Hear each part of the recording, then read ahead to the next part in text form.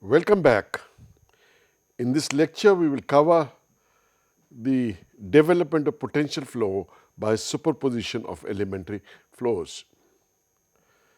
We had in the last lecture done the basic potential flow solutions for a uniform flow, a source, and a free vortex.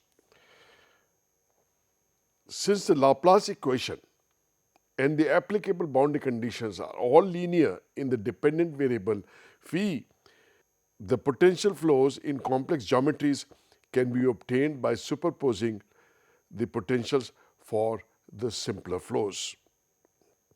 One of the more important principles used in this process is the fact that flow is always along a streamline with no component across it. This permits us to replace any streamline with a solid wall without affecting the flow in the rest of the region. Thus, if we plot the stream functions psi is equal to xy, we get rectangular hyperbola in all the four quadrants. Now, in this first picture, we have replaced the x-axis with a wall so that psi is equal to xy represents the flow in the upper half plane, the flow directed towards the wall perpendicularly. In the second picture, we have replaced these parts of the axis with walls so that the same stream function represents the corner flow into one corner. In the third picture, we have replaced this streamline with a wall. And if we do this, the same stream function represents the flow over a body of this shape.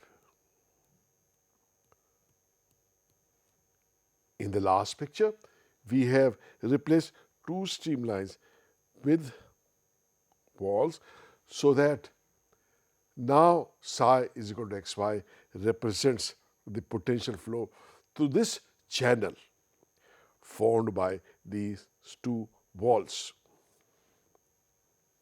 If a streamline forms a closed contour dividing a 2D flow region into two parts, one inside the contour and one outside, we could imagine a 2D body occupying the inner region.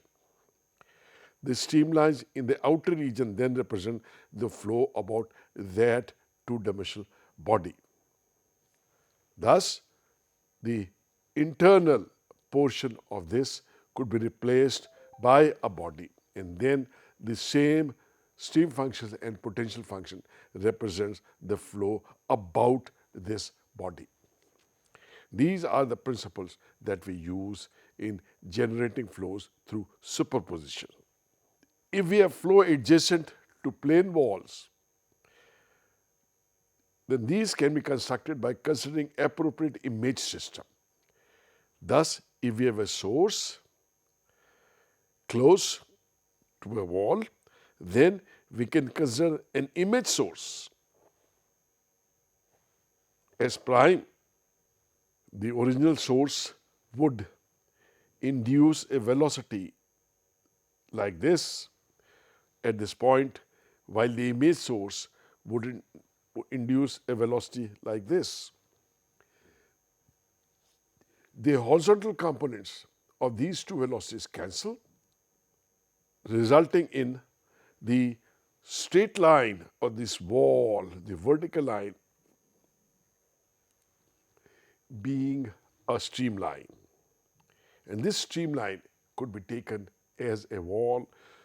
So then the resulting potential function or the stream function would represent the flow due to a source situated very close to a wall.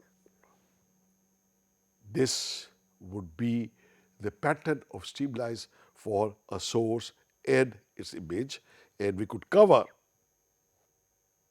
the left portion to result in a flow due to a source near a wall. The potential at point P can be written as the potential due to source at x is equal to a and y is equal to 0, and at x is equal to minus a and y is equal to 0. Combination of the two potentials. This is the resulting flow due to a source situated very close to a wall. Similarly, we might have a vortex sitting close to a wall. To construct the potential for this, we imagine an image vortex situated on the other side of the wall at equal distance. The induced velocity because of this vortex is this, while the induced velocity because of this vortex is this. No normal component of velocity, so the wall is a streamline. And we could suppress one portion to obtain a flow like this. This is the potential because of a clockwise vortex at x is equal to a, and this is the potential due to a counterclockwise vortex at x is equal to minus a. Now we combine a uniform stream V naught is equal to V naught I. This is a uniform stream in I direction and a source of strength Q. We take the potential of the uniform stream and the potential of a source and add them two together. Thus, V is equal to V naught X because of the uniform stream plus Q divided by twice pi ln R because of the source, resulting in phi is equal to V naught X plus Q divided by twice pi ln under the root x square plus y square as the potential of a flow which is a combination of a streamline and a source. The stream function similarly could be written in the same fashion. The velocity component associated with these functions are u is equal to del phi by del x or del psi by del y, and they are obtained at v naught plus q divided by twice pi into x divided by x square plus y square. Similarly, the v component. If we take this stream function and plot, we get this shape. For V naught is equal to 1 and Q is equal to 1. Now, this streamline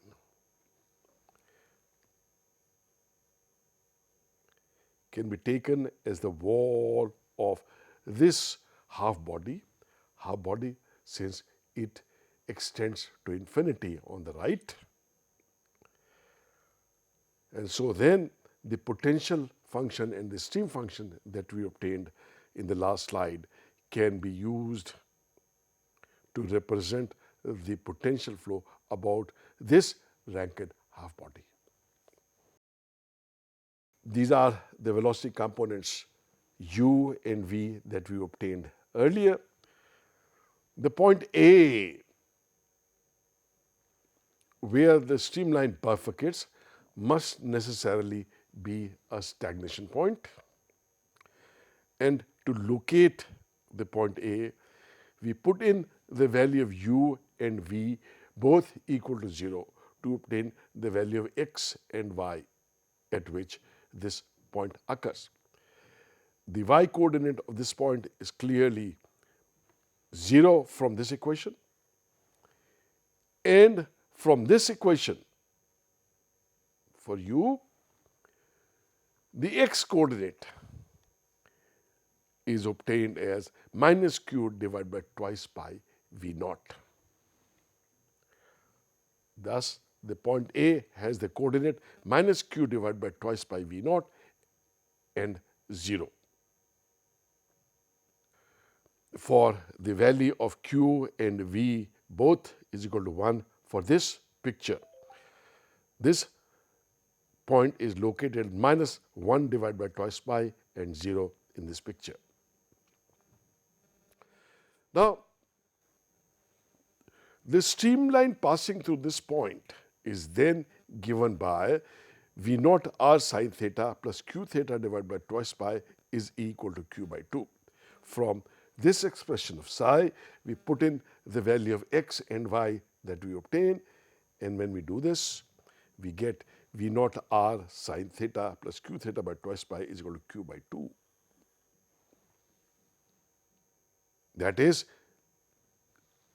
in the xy coordinates, v naught y plus q divided by twice pi, tangent inverse y by x is equal to q by 2. This is the equation of the body contour in x and y coordinates.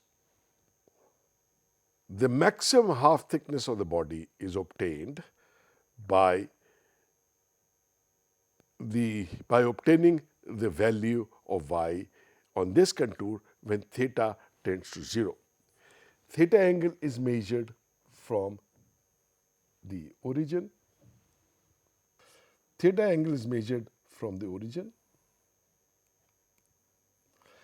As theta tends to 0, the point on the body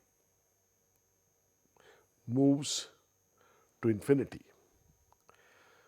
So, the y coordinate as theta tends to 0 represents half thickness of this Rankine half body at infinity. And this is easily obtained from this equation as y is equal to q divided by twice v naught. So that the total maximum thickness of this half body is q by v naught.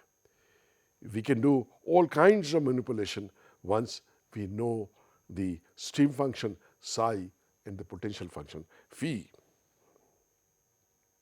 We can easily obtain the pressure distribution about this body by applying the Bernoulli equation between a point far upstream where the velocity is v naught and the pressure p naught and a point on the surface of the body at a given x location. Thus, we take a point 1 far upstream where the velocity is undisturbed v naught and the pressure is taken as p naught, and the second point we take is a point on the body surface at a coordinate x. And when we do this, we obtain this as the curve for pressure variation along the x-axis. The minimum coefficient pressure Cp is minus 0.587 and occurs at theta is equal to 64.96 degrees or 0.36 pi radians, that is at x is equal to 0.14 in this picture. The maximum pressure coefficient, of course, 1, and which occurs at the stagnation point A. Let us next consider the flow due to a source and a sink pair. Imagine a source situated on the x-axis at minus a and a sink at x is equal to plus a, both of the same strength q, positive q for the source and minus q for the sink. Then let's write the potential of this combined flow at a point P at location r theta. This is obtained simply as q divided by twice by ln r1 minus q divided by twice by ln r2. R1 is the distance from the source point from point P, and we use plus Q because it's the source, and R2 is the distance of the sink from point P, and we use minus Q because it's a sink. This is the expression in the xy coordinates. Similarly, we write the stream function. If you plot the streamlines, this is what we get. In this, the flow velocity would be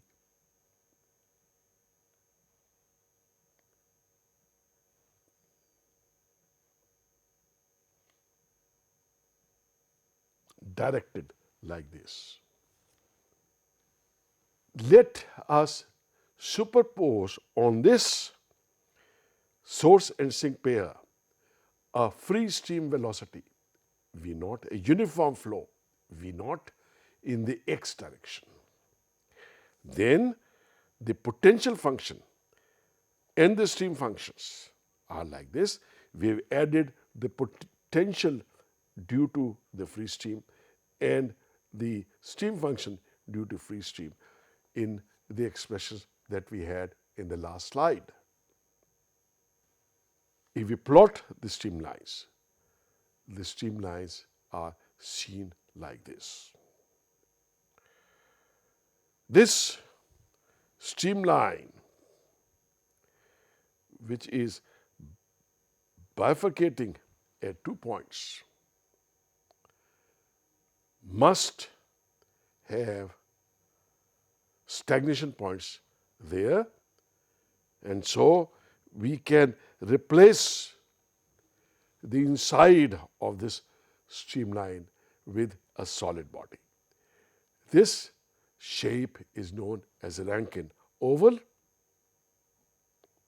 and so this potential function and this stream function represents the flow past this Rankine oval. We can do all the algebra, we can find the location of the streamlines, we can find out the pressure coefficient about this body. The stagnation points are at minus plus under the root qa by pi v0 plus a square.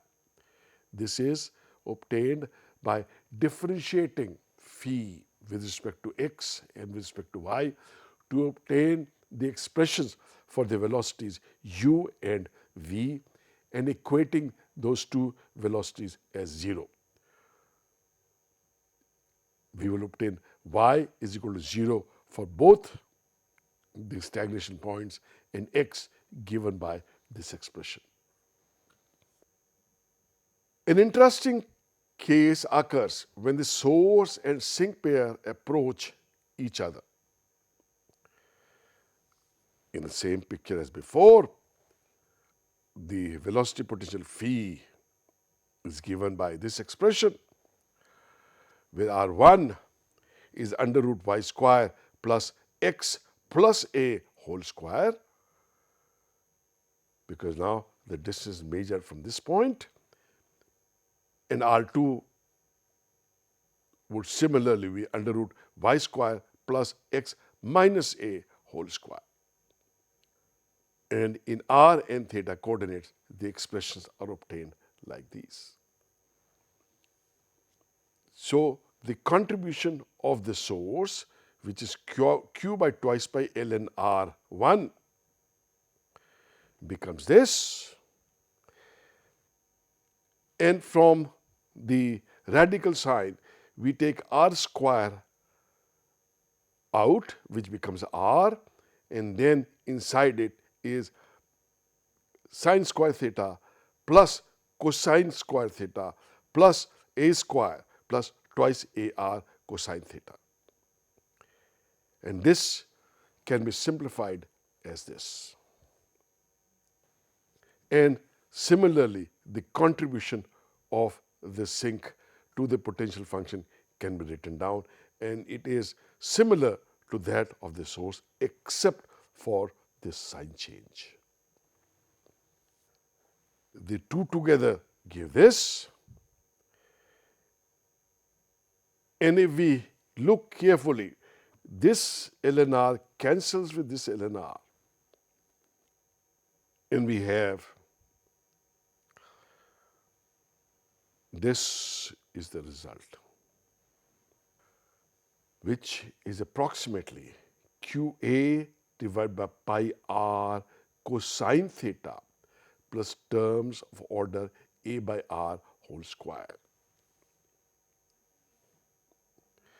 So if a is small compared to r, this approaches qa divided by pi r cosine theta. In the limit, as a tends to 0, with qa held constant at a value k, the potential function phi at r and theta becomes k divided by pi r cosine theta. In the slide, I have shown 6 different configurations in which the value of k, that is q times a, is held constant, but the value of q is increasing and the value of a is decreasing. And this is the final shape when a has become is equal to 0 with qa held constant at k. This flow is known as the doublet flow, and the potential for this is simply mu divided by r cosine theta. It may be noted that this pattern of streamlines is the same as the pattern of electrical or a magnetic dipole lying on the x-axis and pointing towards the left. So doublet is like a dipole, a positive pole, source, and a negative pole, the sink. The r component of velocity is obtained as minus mu divided by r square cosine theta, and the theta component of velocity is obtained as minus mu divided by r square sine theta. The stream function obtained from these velocity components by integration is minus mu divided by r sine theta. Now, we are interested in doublet because if we superimpose on this a uniform flow, we get the flow past a circular cylinder. This is the Rankine oval that we obtained when we had a source and sink separated by a distance 2a. As a tends to 0, that is, we bring the source and the sink close together. That is, we let the value of a tend to 0 while keeping qa as constant. The source-sink pair tends to a doublet and the oval transforms into a circle. The superposition of doublet of strength mu and the uniform stream of velocity v naught in the x direction gives the resultant potential and stream function as this and this. Clearly, the streamline psi is equal to 0 when this factor is 0. That is 1 minus mu divided by v naught r square is equal to 0. That is at r is equal to under root mu by v naught, psi is 0, or r is equal to constant equal to under root mu by v naught is a streamline. That is a circle. That's what is shown in this picture. This is the streamline psi is equal to 0.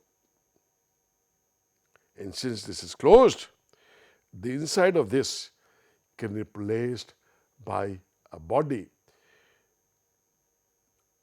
a circular cylinder of radius capital R is equal to under root mu divided by V naught, where mu naught is the strength of the doublet and V naught is the free stream velocity, the uniform velocity approaching the cylinder.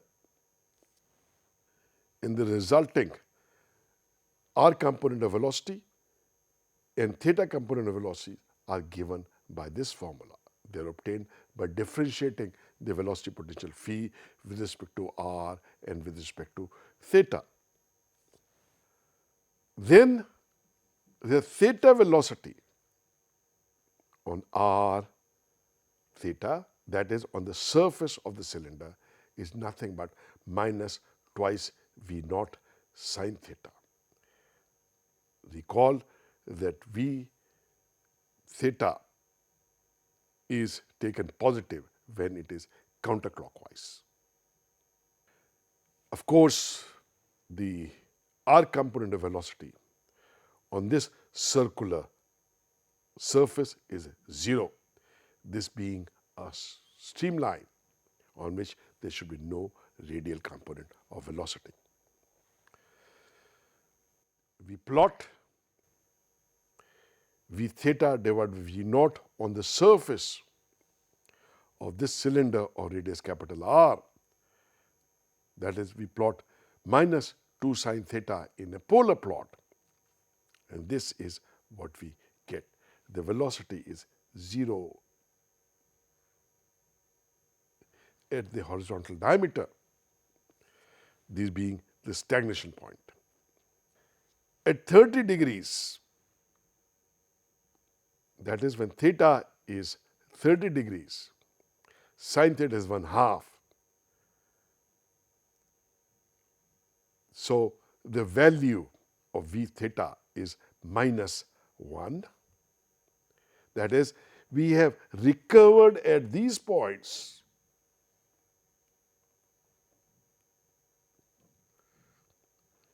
the value of velocity in the free stream.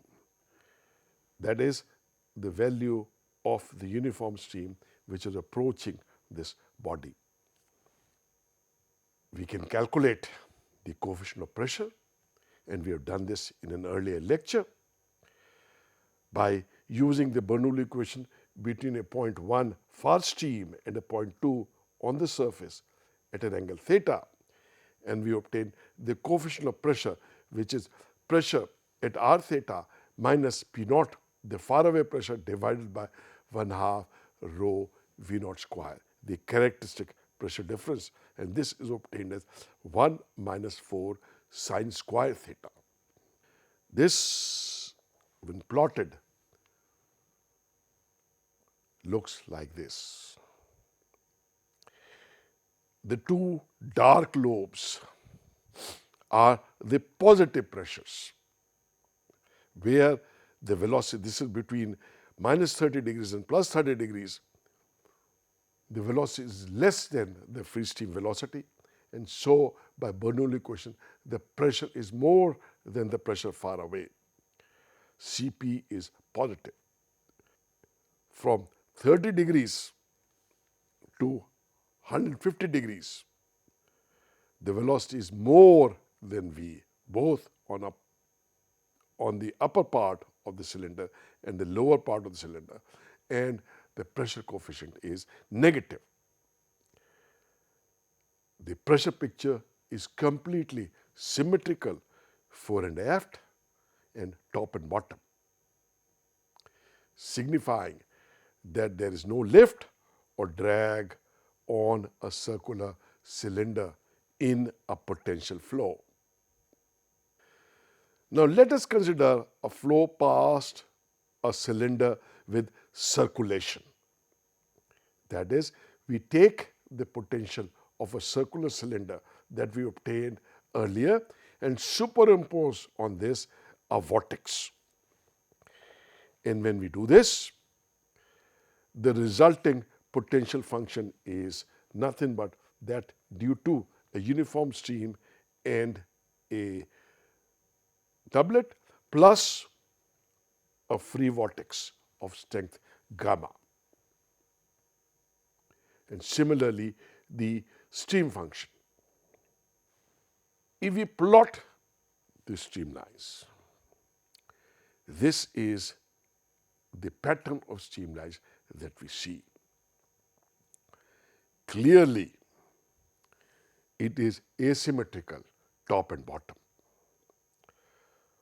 On the lower part, the streamlines are closer together than on the top part, signifying the velocities on the lower part are more than the velocities in the top part. The stagnation points, which were on the two ends of a horizontal diameter, have now moved up to these 2 points, and the coefficient of pressure around this cylinder is given by this expression. These two terms are the same when there was no circulation, and these two additional terms are due to circulation. This CP plot looks like this. Clearly, on this top portion, there is positive pressure pushing it down,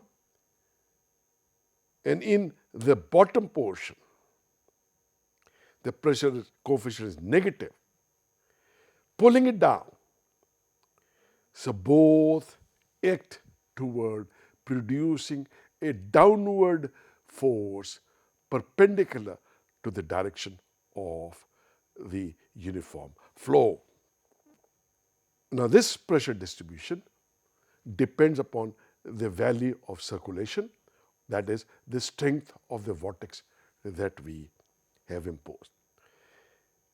When gamma by RV naught is equal to 4 pi, gamma is the circulation, RV naught is the product of the radius of the cylinder and the free stream velocity.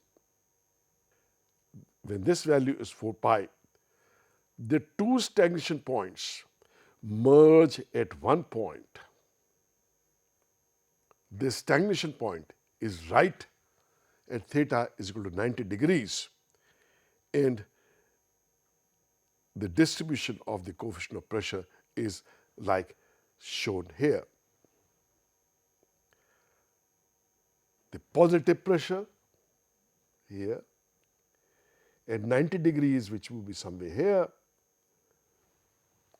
the pressure coefficient is 1, this being the stagnation point, and through much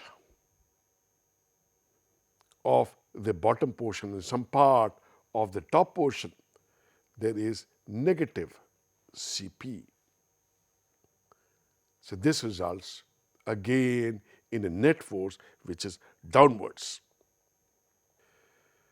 Here I have superimposed on this a case when gamma by RV naught is greater than 4 pi, and then there is no stagnation point on the circular streamline. This stagnation point has moved up into this free region.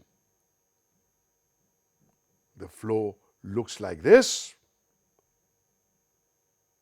and now there is a negative pressure coefficient throughout the surface of the cylinder, resulting in large negative force which is perpendicular to the direction of velocity.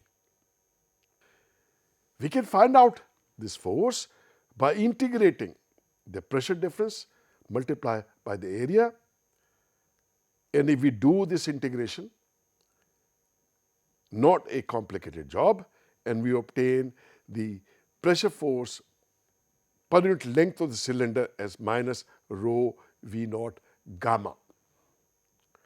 It is linearly proportional to V naught n to gamma n to the density rho. This force is perpendicular to the direction of flow, and we will find out that there is no component of drag. There is no force along x-axis. The force is purely downwards. We define a lift coefficient, CL, is equal to this lift force that we obtained divided by 1/2 rho V naught square, which is the characteristic pressure difference in such flows, and the area AC, a characteristic area. Typically, the characteristic area is taken as the planform area, which for a cylinder radius r and length L would be twice r times L, that is d times L. And if we make the necessary calculation, we get the lift coefficient as twice gamma divided by d V naught, and the drag coefficient is 0. Recall that the lift is the force perpendicular to the direction of the uniform stream in which the cylinder is situated, and drag is the force in the direction of the stream. It may be noted that this lift is independent of the shape of two-dimensional body.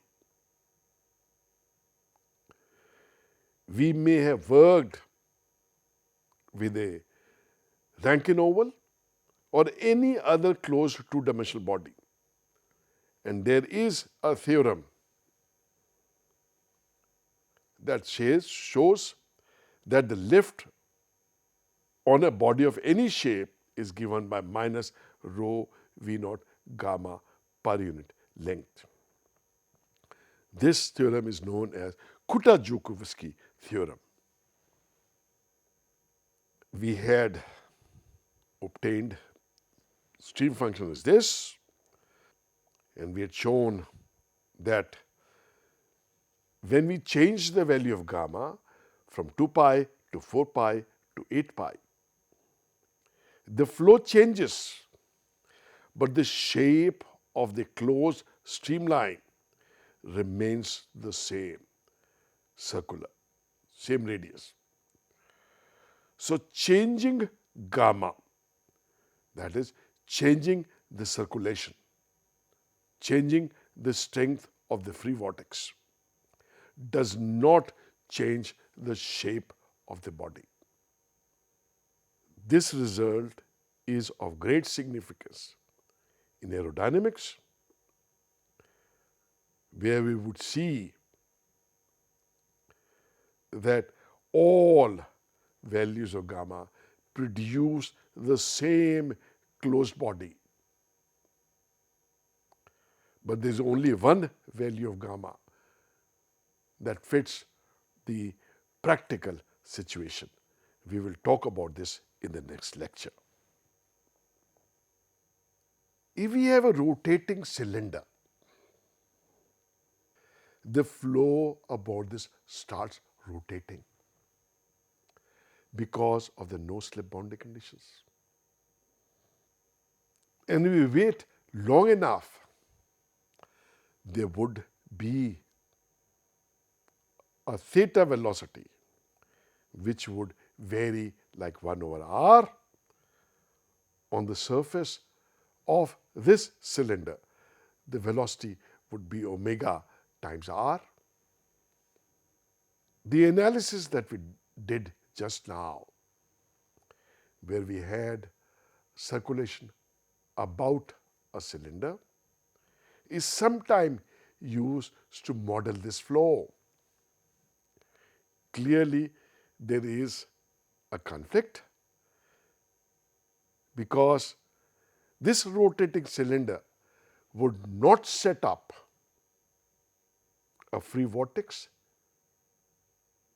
in a flow which is non-viscous, and it is the non-viscous flow, the potential flow, in which we obtained the earlier results. But we see that there is an effect, and as this cylinder rotates in a real fluid and there is a uniform flow past this cylinder, we have a force which is like lift, and this force is of the same order as predicted by the formula in the last slide. That is, Cl is like 2 gamma by dV naught obtained earlier, and the drag coefficient 0. Plot it. This is the Cl obtained by the formula above, where omega r is the surface velocity of this rotating cylinder, and V naught is the stream velocity of flow approaching it. And this curve we plot is a straight line, Cl theoretical. But the measured values are like this. Clearly, there is large scale deviation, but the forces are of the same order.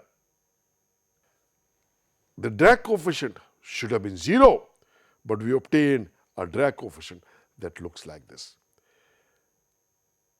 This is not of the same order as Cl. This is order 1/10 of Cl. So Cd is much less than Cl, but the predicted Cd is 0 if we assume the flow to be inviscid. This effect is given the name Magnus effect, and we use this as the formula for the Magnus effect, though the actual lift force is an order of magnitude less than this. A lot of experiments have been done in wind tunnels, and now with digital computers, calculations have been made for real fluid, and we get a Cl curve which is very close to this without invoking the effect of this circulation. In the next lecture, we'll introduce the potential flow about aerofoils. Thank you.